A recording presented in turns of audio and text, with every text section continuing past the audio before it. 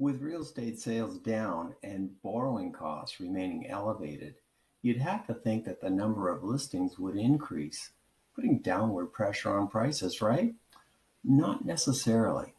Let's take a look and see what happened in the first quarter of 2023 in North Vancouver. Okay, first we'll look at detached. Realtors registered 130 sales in the first quarter, which was down about 44% over the same quarter last year. Keep in mind that the first quarter of last year was really strong because that's before the interest rate hikes started. Okay, looking over at inventory, the number of listings for sale averaged about 156, was pretty much the same as last year. Okay, so next we'll go to the sales to active ratio graph, which gives us a good idea of the relationship between supply and demand. Okay, looking at detached, that's the green line here. We were in balanced market territory, and it wasn't until February that we actually moved into seller's market. Keep in mind between 12 and 20% would be balanced.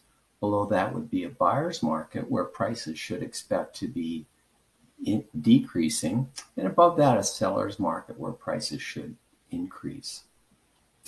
Okay, so let's see how that affected prices then. With detached, we came in at about just over 2 million, so that was about an 11.6% decrease in the last 12 months. But looking more closely at it, we saw a high taking place in March of last year, and then prices came down. So peak to trough, we saw a decrease of about 384,000 or 15.9%, but then a recovery of 5.3% or about 108,000. All right, so moving over to townhomes. Okay, realtors posted 32 townhome sales in the first quarter, and that was a decrease of about 45% over last year. In terms of listings, there were averaged about 55 listings per month, and that was just slightly above what we saw last year. And then going over to the sales to active ratio with townhomes, they were in balanced territory, and then pretty much they've been in seller's market since December. Okay, and then how did that affect prices?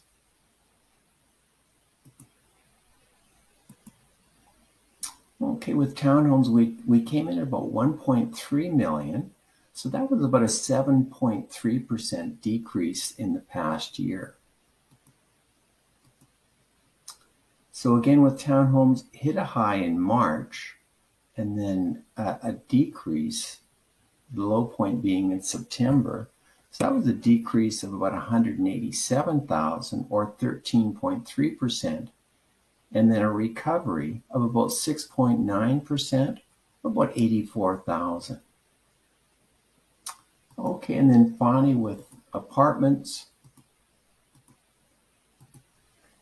there were 233 sales registered. That was about a 39% decrease over the same period last year. With a number of listings for sale, we were sitting at about 211, which is about 20% more than last year, but still quite a deficiency of listings compared to 2021. And then looking at the sales to active ratio for condos, that's the blue line here, they've actually been in seller's territory since about October of last year. So how did that affect prices? In apartments only were down about 4.8% in the last 12 months. And more specifically, apartments hit a high in May of last year and decreased until January. So peak to trough went down about 11% or about 93,000. and then a recovery about 4.5%, or about 34,000.